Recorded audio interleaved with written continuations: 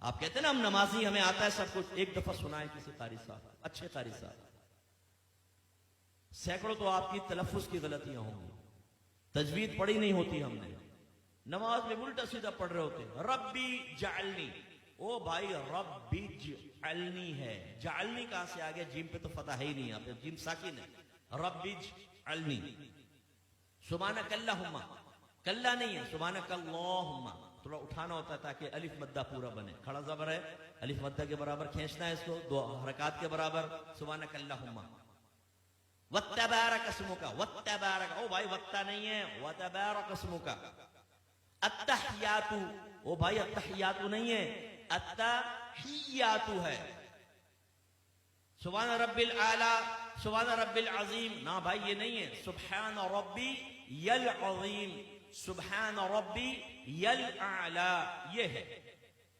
آپ سنائیے، میں نے تعلیم بالغان کا مدرسہ بہت پڑھایا، جب میرے سامنے آتے تھے نا، کتنے سال سے نماز پڑھ رہے ہیں؟ 25 سال سے، اچھا سناؤ ذرا صورت سناؤ، او بھائی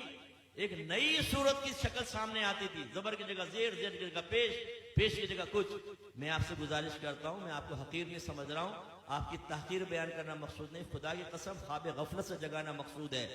آج آپ چیک بھرتے ہیں نا، چیک، جتنے یہاں چیک بھرنے والے موجود ہیں ان سے پوچھئے، اتنے آرام سے بھرتے ہیں کہیں ٹیڑھا میڑھا نہ ہو جائے، باؤنس ہو جائے گا، اور کہیں اگر غلط ہو جائے نا تو اوپر سائن کرنا پڑتا ہے، ورنہ یہ ریٹرن ہو جائے گا، یہ چیک بینک سے اوور رائٹ ہو گیا ہے،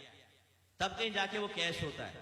لیکن جب نماز پڑھتے تو سمجھتے ہیں بہت بڑا ہم نے اللہ پر احسان کیا ہے، بعض تو پڑھتے ہی نہیں، خیر جو پڑھتے ہیں بہت بڑا احسان کیا ہے، اب پڑھی بس اللہ قبول فرمائے گا۔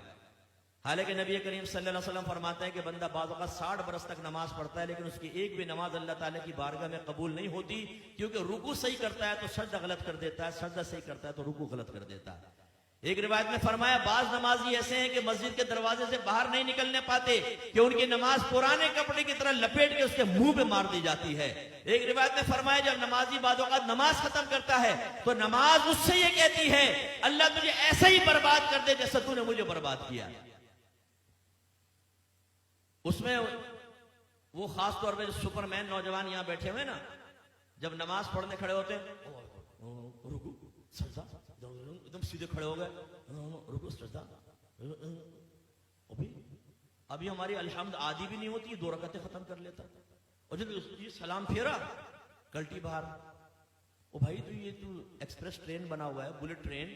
یہ تیرا فائدہ کیا ہوا نماز پڑھنے کا؟ یعنی سر سے بوجھ اتار رہے ہو۔ آپ نے دیکھا جمعے کی نماز کے بعد جیسے ہی امام صاحب سلام پھیرتے ہیں جوتیوں پر رش لگ جاتا ہے، اتنا رش ہو جاتا ہے جیسے باہر 5-5 ہزار کے نوٹ بٹ رہے ہیں، اگر دیر ہوگی تو نکل جائیں گے۔ جوتیاں ڈھونڈنے میں 15 منٹ وہاں لگا دیں گے، مسجد میں نہیں بیٹھیں گے، نہ سنن پڑھیں گے نہ نوافل پڑھیں گے آگے کے، اور باہر نکل کے پھر دوسرے کہتے ہیں ہاں کیا کرنا، چل ڈھابے میں چائے پیتے،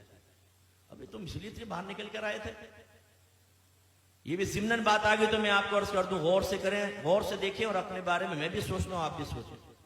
نبی کریم صلی اللہ علیہ وسلم فرماتے ہیں کہ مسجد کی اور مومن کی مثال ایسی ہے جیسے مچھلی اور دریا،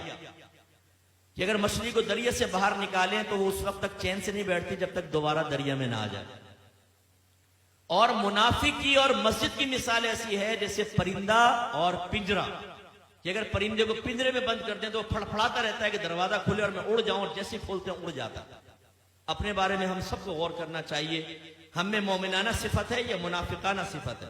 امام صاحب سلام پھیرتے ہیں دعا بھی نہیں مانگتے، یہ بس امام صاحب نے سلام پھیرا فوراً اٹھ کے باہر، جوتی لے کے باہر، کرنا کیا ہے؟ دوستوں کے ساتھ بیٹھ کے گندی لڑکیوں کی باتیں کرنی۔ حالانکہ نبی کریم صلی اللہ علیہ وسلم نے فرمایا کہ جب کوئی نماز پڑھ کے اپنی جگہ بیٹھا رہے اور جان بوجھ کے اپنا وضو نہ توڑے تو فرشتے اس کے لیے دعائے بخشش و مغفرت کرتے رہتے ہیں جب تک کہ وہ اٹھ نہ جائے۔